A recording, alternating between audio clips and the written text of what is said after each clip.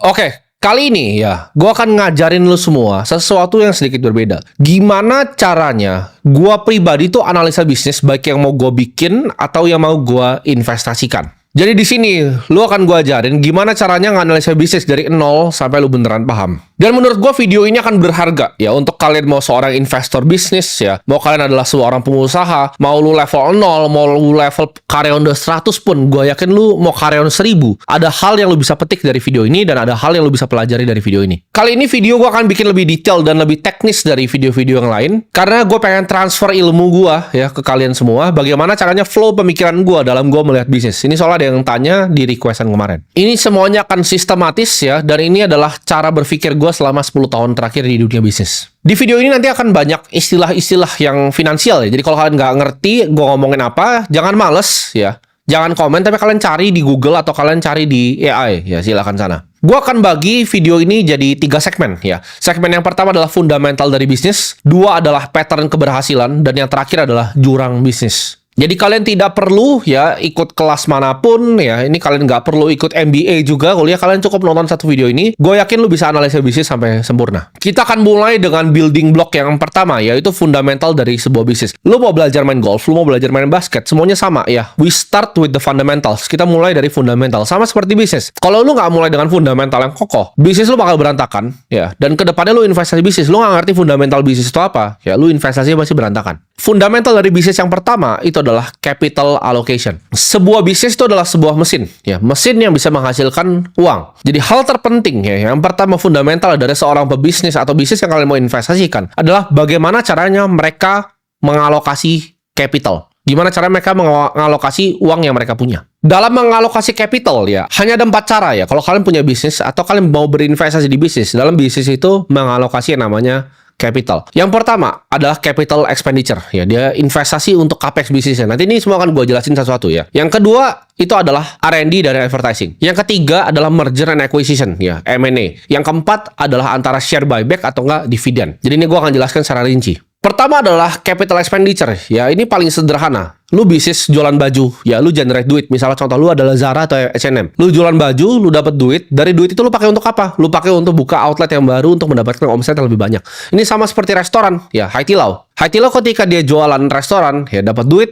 Dia lakukan apa? Dia ekspansi outlet ke Indonesia. Dia ekspansi outlet ke Malaysia. Dia ekspansi outlet lagi di Singapura. Atau lu restoran besar, ya lu restoran besar, lu berinvestasi ya, dari hasil uang lu untuk lebih efisien lagi, lu invest capex ya, capital expenditure untuk bikin central kitchen. Contoh ya, ini H&M tuh punya sekitar 4.300 outlet di seluruh dunia. Dia hampir buka 1 outlet setiap hari sejak 2020. Ini adalah contoh yang gue sebut dengan growth capex ya. Jadi uang yang didapatkan dia investasi untuk mendapatkan outlet untuk ningkatin omsetnya lagi. Sama seperti Holy Wings ya, ketika dapat uang dari outlet misalnya ada 6 bulan atau 12 bulan balik modal, uang itu dipakai lagi ya.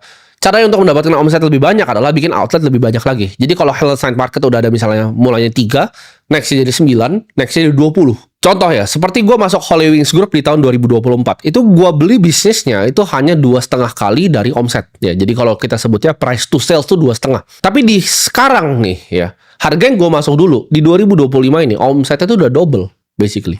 Jadi gue dulu beli price to sales 2,5, sekarang itu sekitar 1 komaan. Jadi secara bisnis tuh udah lebih murah justru sekarang. Karena omsetnya itu double. Kenapa bisa double? Karena uang yang didapatkan itu diinvestasikan kembali menjadi outlet-outlet terus. Nah ketika kalian bisnis ya kan, kalian menghasilkan uang, yang pertama itu pastinya kalian mikir ke growth capex.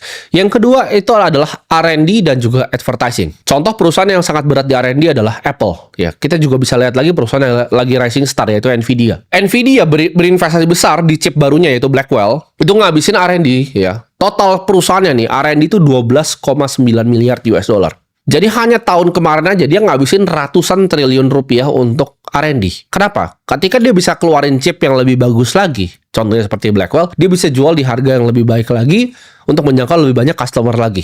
Sama seperti Apple, kalau dia bisa bikin iPhone tuh lebih tipis lagi, lebih canggih lagi, desain lebih bagus lagi, uangnya itu dihabiskan untuk yang namanya R&D.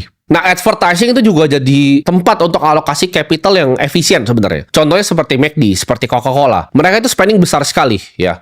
Dari zaman dulu Coca-Cola tuh spending billboard itu untuk brand building. Ini mungkin banyak pebisnis level bawah yang nggak paham seberapa kuat dari sebuah brand. Brand itu memiliki net tangible value yang justru paling tinggi. Kalau lu lihat pebisnis yang level ecek-ecek, itu mereka selalu fokusnya misalnya programmatic ads, ya. Contoh iklan yang misalnya ada di Facebook, iklan Instagram, iklan-iklan yang tadi di YouTube. Itu mereka lakukan itu untuk mendapatkan result instan. Jadi mereka misalnya bayar Facebook 1 juta, mereka ekspektasi dapat customer 2 juta bayar mereka. Mereka untung 1 juta. Itu bukan yang dimainkan sama brand yang besar sekali, ya. Brand yang besar sekali itu fokus untuk brand building. Jadi uangnya dipakai untuk build brandnya. Karena kalau orang sudah suka sama Coca-Cola, orang akan mau minumnya Coca-Cola terus. Walaupun harganya agak sedikit naik, misalnya contoh dari Pepsi, tapi orang akan pilih Coca-Cola. Karena mereka ingat kalau mereka bahagia itu Coca-Cola, ya warnanya merah dan mereka suka. Makanya kalau kita lihat, ya bahkan exchange crypto yang besar, itu mereka banyak sponsor misalnya di F1. Contoh misalnya exchange crypto juga ganti kan, Stable Center diganti, ya. Jadi Crypto.com Arena, hal-hal seperti itu adalah brand building. Contoh juga, ya perusahaan yang gue invest sendiri yaitu Holy Wings, mereka juga invest heavily di advertising. Makanya kalian pasti tahu, ya kalau Holy Wings itu bisnisnya apa, kalian pasti paham. Kalian pasti pernah lihat outlet-outletnya, ya, dan kalian pernah lihat di sosial media. Oh viral gitu kan, Little Tiger. Klub di bawah umur 30 tahun. Itu semua adalah advertising. Jadi akhirnya kalau kalian mau cari entertainment, ya di malam hari, kalian nggak ke kiri ke kanan. Kalian tahu, oke, gue mau ke tempatnya Holy Wings. Kalau untuk yang marketnya mungkin lebih menengah ke bawah, kalian masuk ke Helen Market. Kalau marketnya A+, kalian ke H Club di SCBD. Kalau misalnya kita lihat tadi, growth capex ya yang pertama. Kalau kita berinvestasi untuk capex seperti pembukaan outlet, itu top line-nya jelas ya. Jadi revenue-nya itu jelas. Sedangkan kalau kadang R&D dan advertising ini, kadang nggak kelihatan di depan mata. Kadang advertising bisa dibuang 10 tahun tanpa kelihatan hasilnya. Atau contoh misalnya R&D ya. Ini R&D ada contohnya sendiri nih di sebelah gua ya. Ini pasti nggak kelihatan, tapi ini ada air purifier di sini gua punya.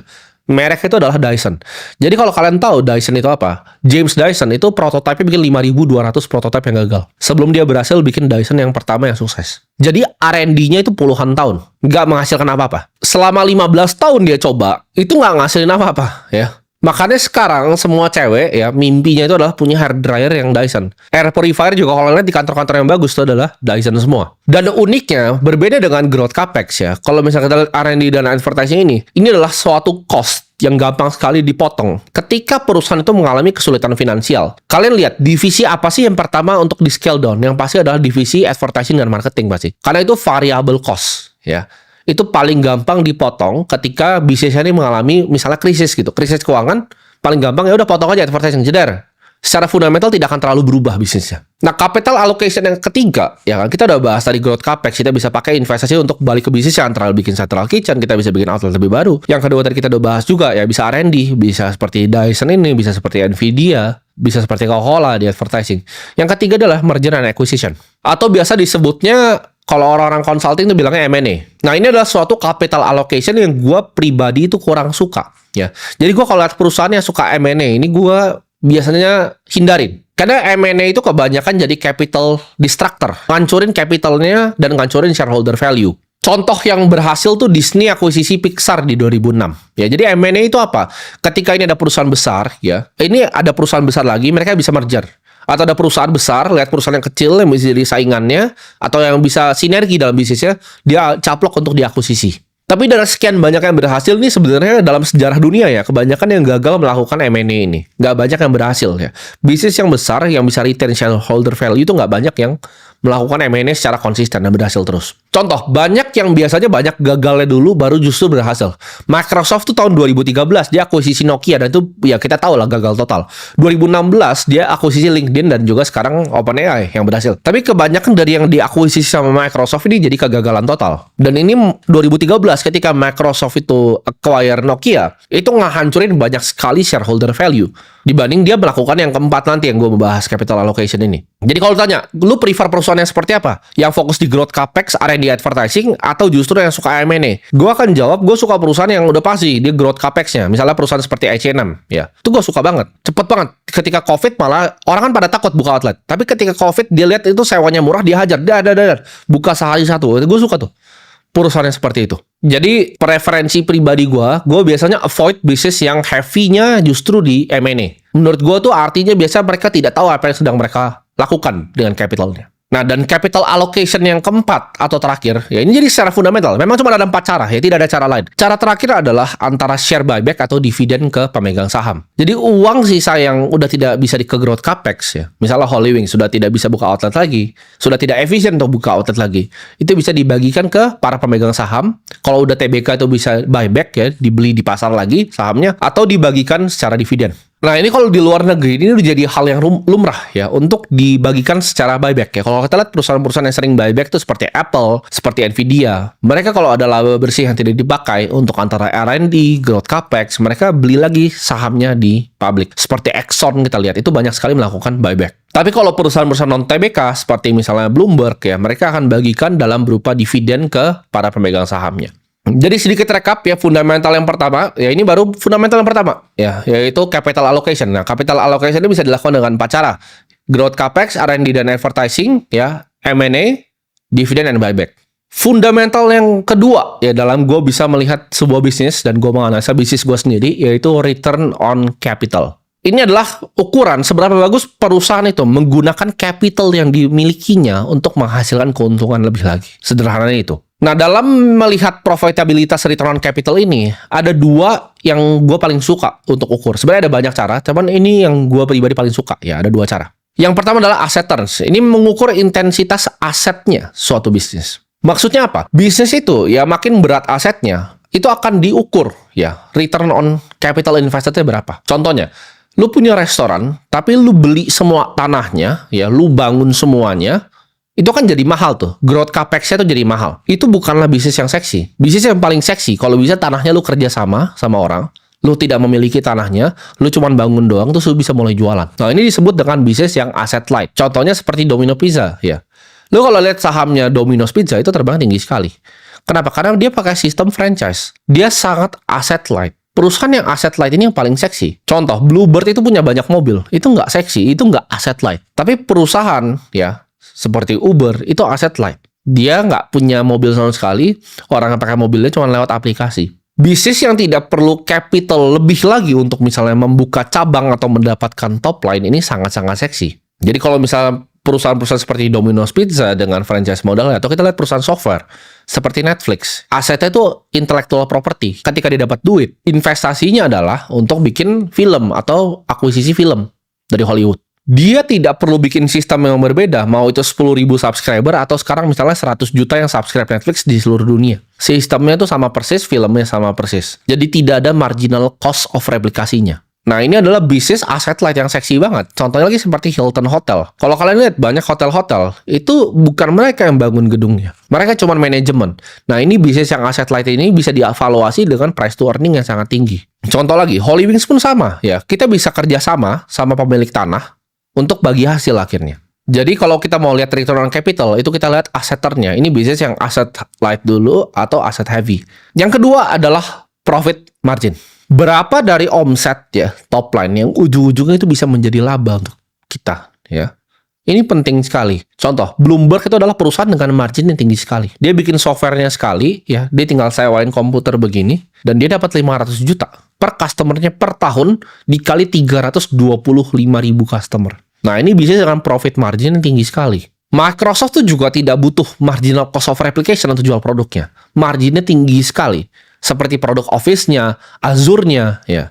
Jadi kalau kita gabungkan ini antara bisnis yang asset light yang tidak punya banyak aset untuk menghasilkan lebih banyak uang dan juga profit margin yang tinggi, lu dapat bisnis yang seperti Microsoft, seperti Bloomberg. Asset light bisnis ya, kita tambah dengan profit margin yang tinggi, itu sama dengan resep sukses. Fondasi ketiga dari sebuah bisnis, yaitu sumber growth-nya dari mana? Sumber pertumbuhan bisnisnya dari mana? Kita tadi udah lihat gimana caranya pakai duitnya. Gimana cara ngukur return on capital-nya. Sekarang kita lihat, sumber bertumbuhnya itu dari mana? Growth yang paling gampang kita lihat ya, kalau bisnis-bisnis besar adalah ekspansi secara geografis. Contohnya seperti apa? Seperti Netflix. Dia semua orang, lu mau di Jamaika lu bisa pakai, lu mau di Nigeria sekalipun lu bisa pakai Netflix.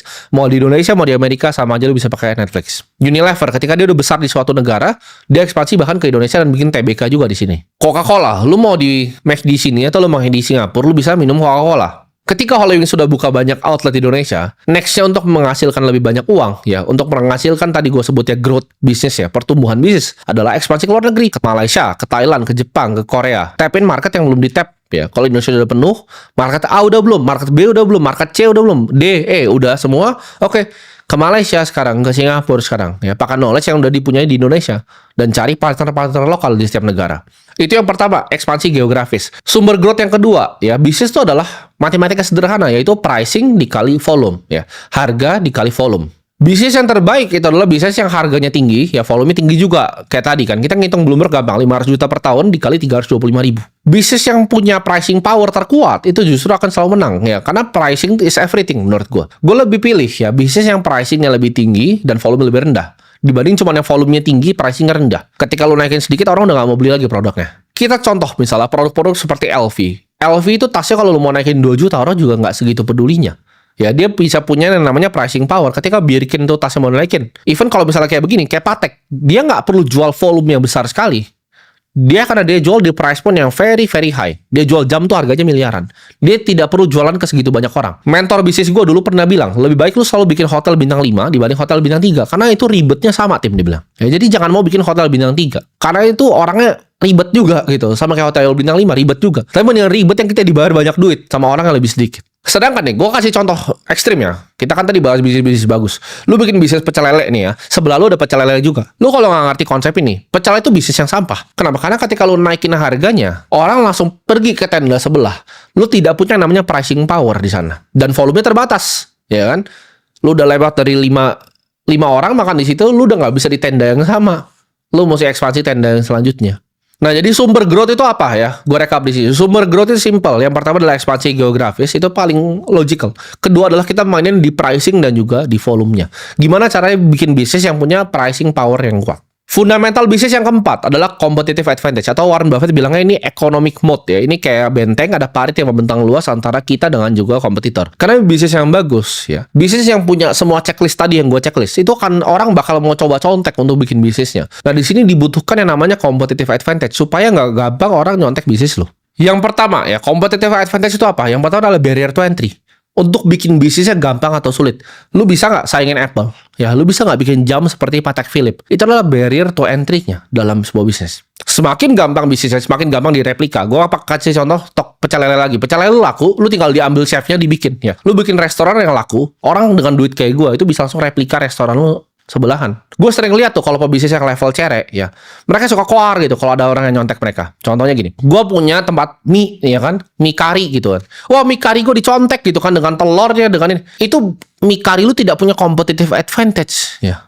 Lu tidak punya brand positioning, lu tidak ngerti semua yang gue bahas di video ini dari tadi. Dan lu komplain gitu, kenapa bisnis lu dicontek sama orang? Sudah pasti, karena bisnis yang ngasilin uang tuh pasti dicontek. Ada gula, ada semut. Jadi barrier to entry itu adalah parit yang membentang luas antara bisnis lu bisa dicontek atau tidak. Kalau gue mau contek mie kari lu, gue tinggal tawarin semuanya karyawan lu, ya, double gaji pindah ke gue sekarang. Chefnya gue tawarin double gaji pindah ke gue bikin sama persis, ya, pakai interior gue sendiri, semua gue bisa contek dalam waktu sebulan. Itu tidak ada competitive advantage ya bisnisnya. Tapi kalau gue suruh lu, oke, bikin Coca-Cola, nggak bisa, lu nggak tahu mulai distribusi dari mana, bikinnya seperti apa, atau suruh bikin Zara, lu pasti nggak ngerti itu cara dia main distribusi bajunya. Nah, bisnis yang besar sekali barrier to entry untuk masuk, kayak ini bisa disebutnya mini monopoli, ya, seperti Google. Orang tidak bisa copy dan semua competitive advantage-nya dimakan sama bisnisnya sendiri. Kedua adalah teknologi. Lu mungkin bisa bikin restoran, tapi lu nggak bisa bikin restoran dengan teknologi secanggih Haitilau. Dari sistem pemesanannya, sistemnya semuanya itu canggih sekali ya, dia punya enterprise resource planning-nya. Lu tidak akan bisa bikin language model yang dibikin OpenAI. Ya, lu tidak bisa contek ChatGPT. Karena itu adalah barrier to entry-nya teknologi. Ketiga adalah yang nggak bisa dicontek ya adalah network effect. Ketika sebuah network itu banyak dipakai, ini disebut juga Metcalfe's Law ya. Jadi Instagram ya, lu yang scrolling di situ ya, lu yang bikin akunnya, lu yang scrolling, gua yang posting, dia yang dapat iklannya. Ya, itu network effect. Ketika makin banyak lu yang buka Instagram, ketika makin banyak orang seperti gua yang posting di Instagram dan YouTube, ini YouTube juga contoh nih. Ini network effect. Gua adalah yang bikin kontennya, lu adalah penikmat dari kontennya, tapi yang dapat iklan paling besarnya adalah YouTube. Nah, itu adalah contoh network effect. Nah, untuk valuasi bahkan seperti Bitcoin, ini bisa juga pakai yang namanya network effect ini. Kita lihat aja jumlah wallet orang yang transaksi itu ada berapa. Jumlah unique wallet yang diciptakan setiap detiknya itu ada berapa. Nah, itu adalah networknya, ya, nyumbang ke networknya. Makin banyak user di YouTube, makin banyak konten kreator, makin banyak orang yang nonton, ya makin berharga platformnya. Jadi untuk bikin competitive advantage atau gue sebut economic mode tadi, itu ada 3 ya. Pertama, barrier to entry bisnisnya. Untuk bikin bisnisnya gampang atau nggak barrier to entry. Lu bisa bikin pecel lele, lu bisa bikin mie kari, tapi lu nggak bisa bikin Holy Wings. Yang kedua, teknologinya bisa lu copy atau nggak. Dan yang ketiga, lu punya network effect-nya atau nggak. Itu yang akan bikin yang namanya competitive advantage biar bisnis lu tidak bisa di-copy sama orang. Fundamental bisnis yang terakhir itu adalah manajemen yang baik. Nah, ini agak tricky ya. Karena manajemen ini kan banyak yang suka tanya gue, gimana caranya bisa akses sebuah manajemen tuh bagus atau enggak, mau perusahaan TBK, mau perusahaan non-TBK, tapi ini dua-duanya sama. Karena ketika bisnisnya itu growing well ya, bisnisnya itu bagus, kadang manajemennya dipuji, oh manajemennya hebat, bla bla bla. Contoh misalnya Bank BCA. Bank BCA itu bagus, direkturnya masih dipuji, wah hebat ini direktur segala macam. BRI juga sama, BRI bagus, direktur akan dipuji. Tapi ketika kinerjanya menurun ya, sama manajemen akan dibilang, oh ini manajemennya nggak kompeten. Jadi ini kayak agak susah untuk dijudge. Karena ketika bisnisnya bagus dibilang karena manajemennya, ketika jelek misalnya karena cyclical itu akan dibilang karena manajemennya juga. Tapi gue punya beberapa fundamental yang bisa gue share ke kalian gimana caranya gue pribadi itu melihat manajemen. Yang pertama adalah fokus dan disiplin. Gue suka lihat manajer ya, manajer operator sebuah bisnis ya, yang taruh 100% hatinya di bisnisnya, yang fokus, disiplin dan konsisten. Manajer yang nggak fokus, mereka akan melakukan yang namanya value destruction. Mereka akan menghancurkan value di dalam bisnis itu sendiri. Contohnya seperti tadi, melakukan M&A yang nggak jelas gitu. Bisnisnya sudah besar, dia nggak fokus di bisnisnya, dia shopping spree, cedera beli bisnis yang kecil, nggak fokus. Akhirnya shareholders value turun. Ya, ini contoh manajemen yang tidak fokus, tidak disiplin dan juga tidak konsisten. Manajer yang jago juga itu punya pemikiran long term ya. Mereka tidak menghancurkan potensi growth di masa depan untuk apa yang mereka bisa mendapatkan secara cepat. Ketika dapat uang, mereka fokus untuk growth capex dulu. Mereka fokus ya untuk tadi melakukan hal-hal yang gue ajarin. Kapital alokasinya mantap gitu loh. Growth capex, R&D kita, advertising, kita dividen, buyback lagi. Dia nggak shopping spree nggak jelas begitu. Karena biasanya orang melakukan akuisisi untuk caplok bisnisnya, itu kayak cara curang itu, caplok bisnis lain untuk taruh di omsetnya, pendapatan bisnis barunya. Tapi ini menggunakan capital yang besar gitu. Jadi shareholders value gue bilang tadi hancur. Dan menurut gue manajer yang paling jago adalah mereka yang tahu bahwa talenta itu penting ya. Talent itu penting. Orang yang kelas A cuma akan mau bermain dengan orang yang kelas A. Mereka tidak akan hire orang kelas C karena orang kelas C ketemu orang kelas A, orang kelas A-nya keluar. Jadi ini perusahaan mereka tahu banget ya. Kerjaan mereka adalah mencari talent untuk gantiin mereka. Ketika gue lihat manajer yang mereka bikin sistem gimana cara mereka bisa digantikan dari bisnisnya. Mereka hire talent yang level A. Ini adalah manajemen yang top. Jadi manajemen yang bagus ya, mereka itu disiplin, konsisten, fokus, mereka long term oriented, mereka tidak suka shopping spree nggak jelas, mereka disiplin juga ya dalam melakukan capital allocation dan juga mereka mencari talent level A. Nah itu udah selesai tuh fundamental bisnis ya. Jadi semua itu baru yang part pertama itu fundamental bisnis. Yang kedua adalah pattern keberhasilan. Jadi gua kalau analisa bisnis ini kalian udah langsung belajar nih ya. Ini kayak kalian kuliah sama orang yang ngerti gimana caranya investasi di private equity. Jadi kalau fundamental udah checklist, yang kedua kita lihat adalah pattern ya, bisnis yang berhasil itu seperti apa. Yang pertama, ya bisnis yang sering berhasil itu adalah yang gue lihat adalah memiliki recurring revenue. Jadi revenue itu bisa ditebak. Jadi gampang memprediksi cash flow masa depan dari bisnisnya. Contohnya, seperti kita lihat misalnya Costco. Costco itu unik gitu, cara dia jualannya. Dia biasa kasih tester dulu semuanya. Tapi yang paling unik dari Costco itu adalah satu. Dia punya subscription, $60-120 per tahun untuk orang belanja di sana. Jadi ini sesuatu yang sangat spesial gitu untuk customer-customernya. Customernya banyak sekali yang bayar subscription untuk belanja di Costco. Charlie Munger itu sering bilang, bisnisnya dibagi 3 ya. Keluarga The Munger family itu cuma punya 3 posisi. Satu itu adalah Berkshire Hathaway, kedua itu adalah Costco, ketiga itu adalah Lilu punya fund ya. Lilu itu adalah investor dari Cina yang invest di BYD. Jadi mereka cuma punya 3 ini ya. The Munger family, Berkshire Hathaway, Costco, dan Lilu. Nah, Costco ini dia suka banget dengan Costco ini. Kenapa? Karena tadi ini tempat belanja ya, yang bisa subscription. Lu lihat sahamnya, lu cari Costco, setinggi apa naiknya. Karena bisa dipredik gitu. Future cash flow bisa diprediksi. Netflix itu juga adalah recurring model yang seksi. Gua tahu nih, kira-kira Netflix kuartal depan dapat duit berapa. Karena gue tinggal hitung jumlah subscribernya, growth subscribernya, dikali harganya, selesai. Jadi ketika dia butuh influx cash untuk misalnya, oh ini ada film yang bagus nih, hajar, dar beli. Ini ada yang bagus nih, dar beli. Kan dulu mereka begitu, mereka bikin recurring revenue, makanya mereka berani. Ketika ada, oh ini ada potensi series yang bagus, House of Cards, oke gue beli, jedar hajar. Lihat ini bagus, jedar hajar lagi, bikin original series. Karena mereka punya influx of cash, mereka tahu dapat duit terus setiap bulannya dengan subscription model ini. Sama seperti Bloomberg ya, gampang sekali ya, karena dia recurring gitu. Gua ini harus bayar 500 juta per tahun ke Bloomberg. Gue tidak bisa kalau gue tidak pakai Bloomberg gitu. Karena itu sangat berharga untuk gue. Jadi gue harus bayar terus gitu. Kedua ya, pattern keberhasilan itu tadi yang gue sebut juga, pricing power. Kemampuan untuk menaikkan harga suka-suka, ini adalah kemampuan terkuat di bisnis. LV, Suka-suka aja dinaikin harga. Semua brand luxury itu sama memiliki trait ini. Jadi kalau tanya, mahalan mana? Valuasi yang jualan cuma baju biasa begini atau baju luxury? Baju luxury pasti lebih mahal. Dan pricing power ini biasanya similar dengan kekuatannya ya dengan yang namanya branding. Jadi makin besar mereka spending biasanya. Contohnya seperti L'Oreal ya, kita lihat mereka banyak sekali spending di advertising. Kenapa? Supaya mereka bisa ngambil yang namanya pricing power ini. Ini di dunia skincare juga semuanya sama. Gue kan suka dengar di Indonesia ada yang bilang, oh ini overclaim, itu overclaim. Itu kalian bodoh dan nggak mengerti bisnis. Terserah orang mau harganya itu berapa. Karena itu adalah pricing power yang dimiliki oleh brandnya. Kalau lu butuh brandnya, lu pakai brandnya. Pattern yang muncul lagi adalah scale advantage ya. Jadi bisnis yang makin dia scale ya, makin ada advantage untuk bisnisnya. Contohnya Coca-Cola, makin dia scale-nya besar, makin murah dia distribusinya. Contohnya seperti Zara, makin banyak outletnya, makin dia bisa tuker-tuker ya. Lu nggak akan bisa bikin retail berkompetisi dengan Zara. Karena baju yang hari ini nggak laku di Indonesia, dia bisa pindahin besok juga langsung ke Vietnam. Dia bisa mainin inventory di cara yang lu bahkan nggak mau paham cara mulai mikirnya seperti apa. Jadi lu tidak bisa berkompetisi dengan Uniqlo seperti Zara, tidak bisa. Jadi perusahaan itu yang paling bagus adalah yang punya scale ya dan juga memiliki leverage ini, yaitu subscription model. Dia recurring, predictable cash flow. Gue gampang ngitung cash flow-nya. Pattern selanjutnya dari perusahaan yang gue lihat berhasil adalah memiliki level hutang yang rendah. Bahkan kalau kita lihat perusahaannya sekelas Nvidia itu level hutangnya rendah sekali. Nah perusahaan-perusahaan ini yang memiliki level hutang yang rendah ini biasanya perusahaan yang paling seksi untuk gue ambil. Karena mereka yang jago melakukan capital allocation, manajer-manajer yang lihai dan jago untuk melakukan alokasi capital ini. Tidak butuh yang namanya hutang. Hutang itu justru menurut gue mengelevasi resiko ketika manajemen itu melakukan blunder atau kesalahan. Jadi kalau mereka melakukan bisnis dengan basis hutang, tapi mereka melakukan blunder dalam operasional, ini akan menjadi pedang mata dua yang justru itu resikonya naik 2 kali lipat. Dan gue tidak suka yang begini-begini. Karena bisnis yang banyak berhutang ketika krisis terjadi, sama seperti di pantai.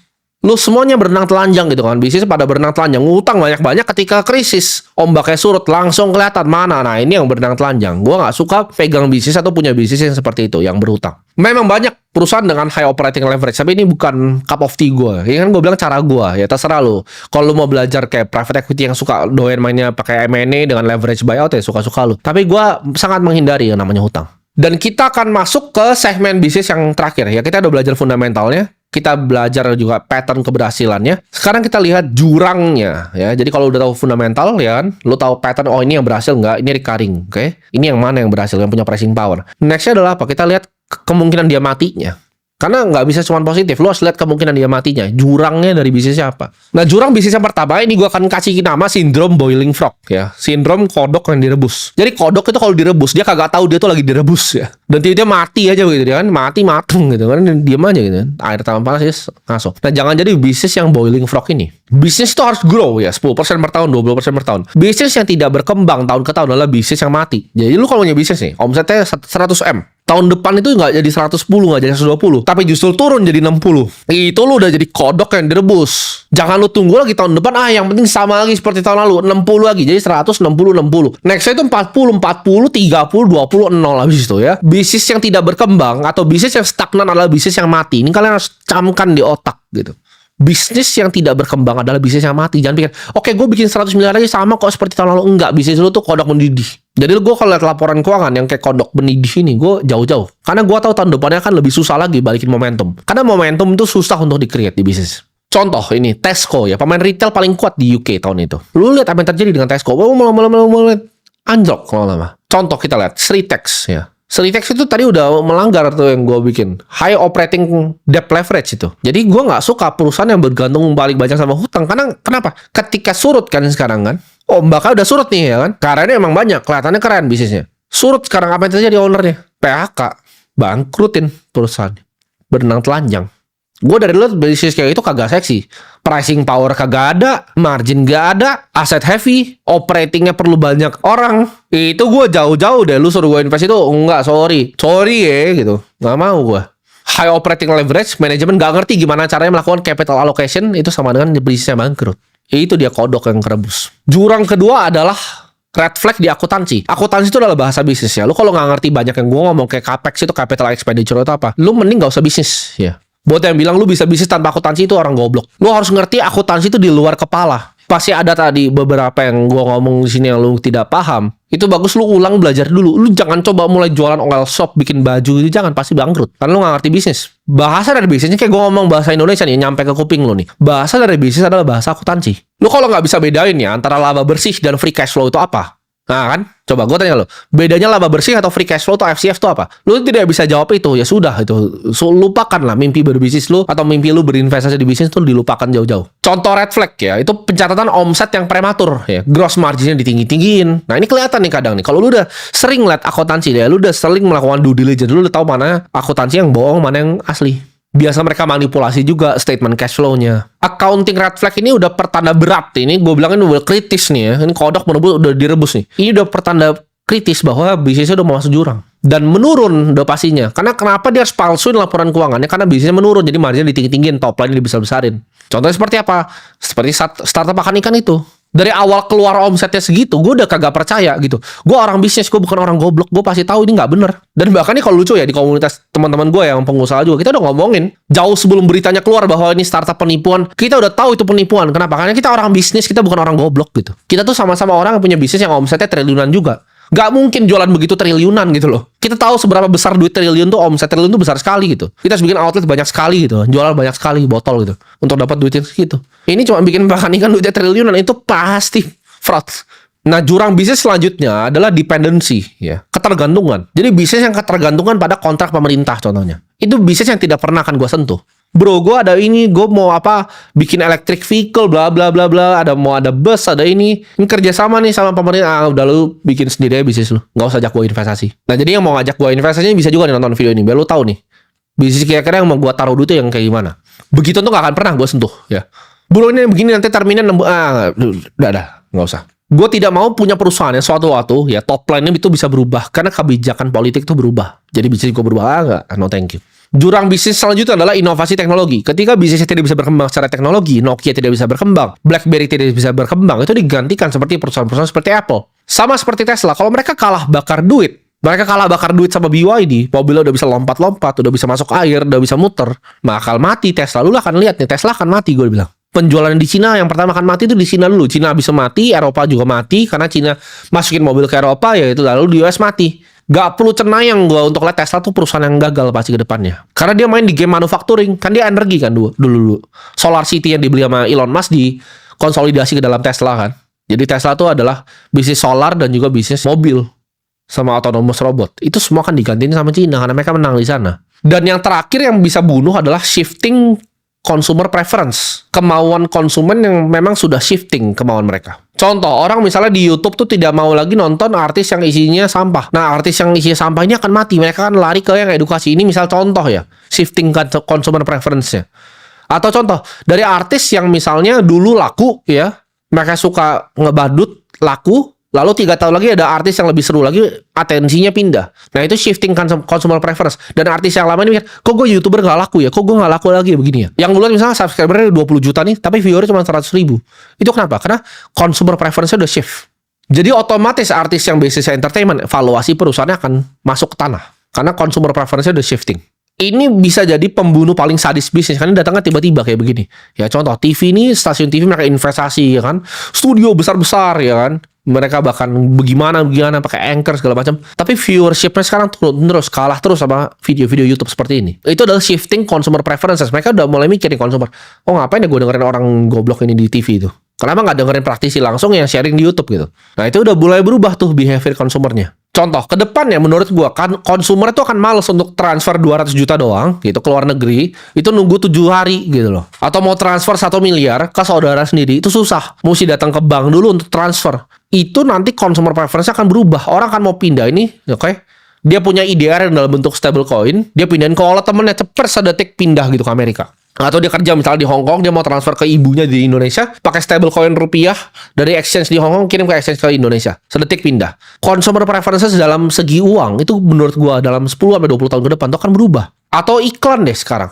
Orang lebih pilih naruh iklan di depan YouTube sini atau di depan Instagram lu ketika lu scroll dibanding di billboard di jalan. Makanya kalau lihat billboard di jalan tuh udah kosong tuh, ada nomor telepon tuh. Itu perusahaannya pasti udah kebakaran jenggot semua, mereka udah jual space-nya murah-murah. Ketika gua tanyain kadang itu murah banget. Kenapa? Karena nobody gives a fuck lagi about billboard. Orang matanya nggak gampang ngeliat lagi. Kenapa billboard dulu laku? Karena dulu orang nggak main handphone. Smartphone nggak kayak sekarang, masih BlackBerry, Nokia.